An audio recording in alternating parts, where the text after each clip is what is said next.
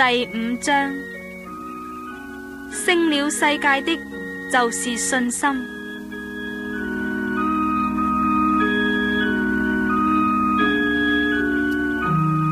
凡信耶穌是基督的，都是從神而生。凡愛生他之神的，也必愛從神生的。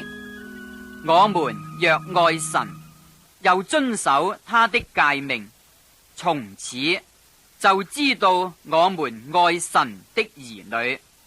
我們遵守神的誡命，這就是愛他了。並且他的誡命不是難守的，因為凡從神生的，就勝過世界。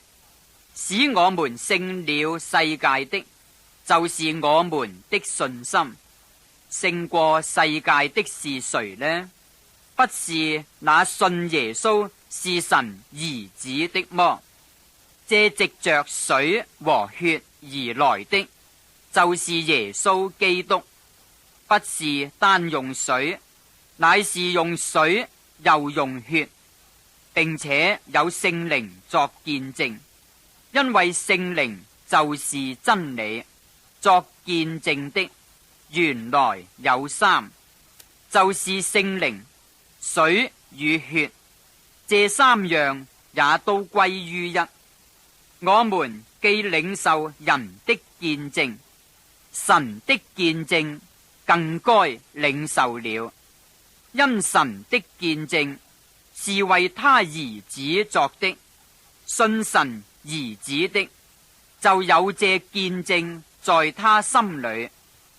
不信神的，就是將神當作說謊的，因不信神為他兒子作的見證。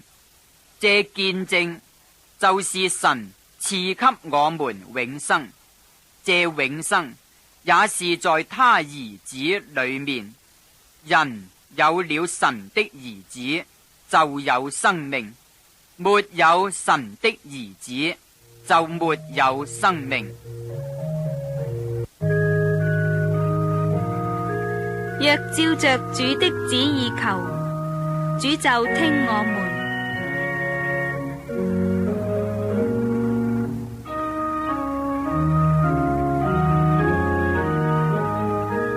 我將這些話寫給你們信奉神兒子之名的人，要叫你們知道自己有永生。我們若照他的旨意求什麼，他就聽我們。這是我們向他所存坦然無懼的心。既然知道他聽我們一切所求的，就知道我們所求於他的，無不得着。人若看見弟兄犯了不至於死的罪，就當為他祈求，神必將生命賜給他。有至於死的罪，我不說當為這罪祈求。凡不義的事都是罪，也有不至於死的罪。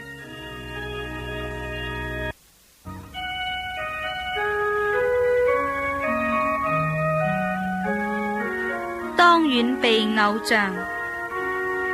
我們知道，凡從神生的，必不犯罪；從神生的，必保守自己。那惡者也就無法害他。我們知道，我們是屬神的，全世界都臥在那惡者手下。我們也知道，神的兒子已經來到，且將智慧賜給我們，使我們認識那位真實的。我們也在那位真實的裏面，就是在他兒子耶穌基督裏面。這是真神，也是永生。